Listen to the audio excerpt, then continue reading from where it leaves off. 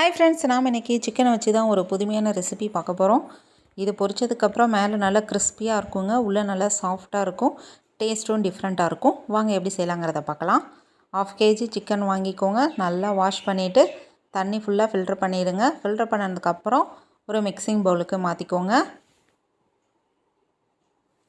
1/2 teaspoon அளவுக்கு pepper தூள், தேவையான அளவு உப்பு, இஞ்சி பூண்டு விழுது 1 டேபிள் ஸ்பூன், மிளகாத்தூள் 1 table spoon, soya sauce 1 table spoon, tomato sauce 1 table spoon. இது எல்லாத்தையும் நல்லா கோட் ஆகிற மாதிரி நல்லா மிக்ஸ் பண்ணிக்கோங்க. இது முழுக்க முழுக்க போன்லெஸ் சிக்கனுங்க. நல்லா மிக்ஸ் பண்ணிவிட்டு இதை ஒரு 1/2 அன் ஹவர் விட்டுடலாம். இதுக்கு ஒரு கோட்டிங் நம்ம ரெடி பண்ண போகிறோம். 2 முட்டை எடுத்துக்கோங்க. இந்த சிக்கன் பொரிக்கிறதுக்கு என்னோடய ஹஸ்பண்டும் ஹெல்ப் பண்ணார். 2 முட்டையை நல்லா உடச்சி ஊற்றி மிக்ஸ் பண்ணிக்கோங்க. கூடவே கொஞ்சமாக தூள் உப்பு ஆட் பண்ணிக்கலாம்.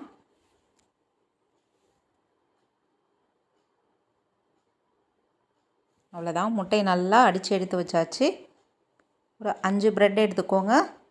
ப்ரெட்டுக்கு சைடில் இருக்கக்கூடிய அந்த மெரூன் கலர் பார்ட்லாம் எடுத்துட்டு மிக்ஸி ஜாரில் போட்டு 2 ஓட்டு மட்டும் ஒட்டி எடுத்து வச்சுக்கோங்க. இப்போது நமக்கு ப்ரெட் க்ரம்ஸ் ரெடி ஆயிடுச்சு. அடுத்ததாக மைதா மாவு ஒரு பவுலில் கொட்டி வச்சுக்கோங்க.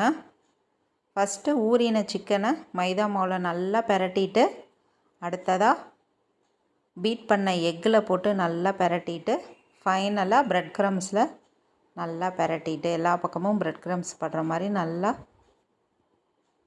பிரட்டிடுங்க. நல்லா கோட் ஆகணும். அதே ப்ரொசீஜர் தான். மைதா மாவில் நல்லா பிரட்டி எடுத்துகிட்டு எக்கில் நல்லா கோட் ஆகணும்.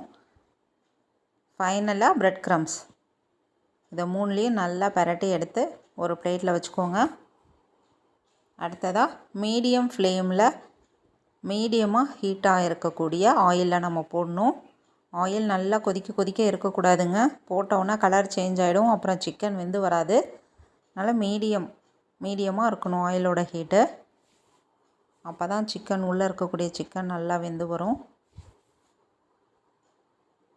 நல்லா திருப்பி விட்டுட்டு எல்லா பக்கமும் நல்லா இந்த மாதிரி கோல்டன் கலரில் வந்ததுக்கப்புறம் நம்ம எடுத்துடலாம். நான் போட்டிருக்கக்கூடிய காரம் ரொம்பவுமே மீடியமான காரம் தாங்க போட்டிருக்கேன். உங்களுக்கு காரம் வேணும்னா இன்னும் கொஞ்சம் அதிகமாக ஆட் பண்ணிக்கலாம்.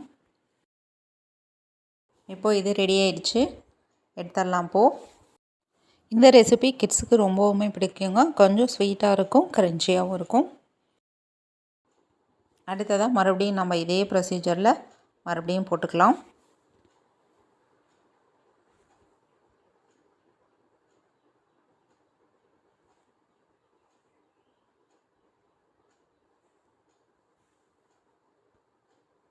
ஒரு பக்கம் வெந்ததுக்கப்புறம் இன்னொரு பக்கம் பிரட்டி விட்டுட்டு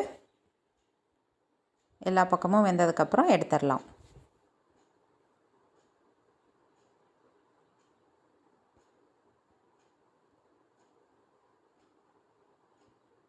பாருங்கள், நல்லா சூப்பராக கிறிஸ்பியாக இருக்கும். நீங்களும் இதே மாதிரி ட்ரை பண்ணி பாருங்கள்.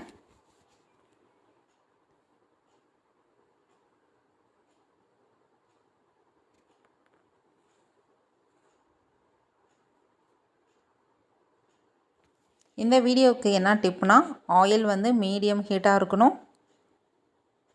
அதே போல் உள்ளே இருக்கக்கூடிய சிக்கனும் வெந்து வந்திருக்கணும். அதுதான் இந்த வீடியோவுக்கான டிப்பு. இதை ஃபாலோ பண்ணி நீங்களும் இதே மாதிரி பொரிச்சு பாருங்கள்.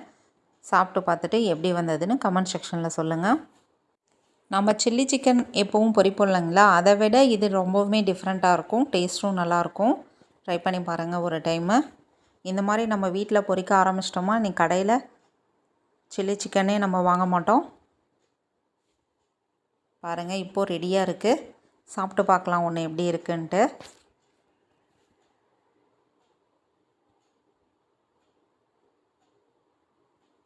மேலே சாப்பிடும்போது நல்லா க்ரன்ச்சியாக இருக்குங்க, மொறுமொறுன்னு இருக்குது. உள்ளே அந்த சிக்கன் வந்து வெந்தும் வந்திருக்கு, நல்லா சாஃப்டாக இருக்குது. டேஸ்ட் எல்லாமே ஊறிட்டு நல்லா கோட்டிங்காக வந்திருக்கு. நீங்களும் ட்ரை பண்ணி பாருங்கள்.